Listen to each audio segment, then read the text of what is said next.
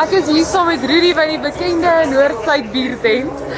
Hoeveel keer 'n week was jy al hier, Rudy? Nee, ek was vandag die eerste keer hier gewees om vir Waterkloof kom kyk. En hulle het baie goed gespeel. Bietjie teleurstellend gewees aan die einde. Maar die scrum so reërs en toe ironies genoeg het hulle met 'n scrum aan die einde die game daar net gedrol, maar dit was Hoorie so, maar wat het julle gedink van daai scrummie van hulle wat reg deur gehardloop het en daai laaste 3 gedruk het? Nee, Wat gaan deur mense kom? Nee, blits vinnig en daar's nie 'n prys op spoed nie, nee. So dit was goed geweest, ongelukkig. Ja. Hoorie, Rudy, wat dink jy sover van hierdie Noordsuid toer? Ek dink is 'n redelike sukses. Ek dink obviously word hier baie nuwe seuns raak gesien. Ja. Op Springbok. Ek Ja. dink Rassie is seker ook iewerster. Maar ja, nee, ek dink is 'n groot sukses. Baie dankie vir jou tyd, wat leer met jou te praat.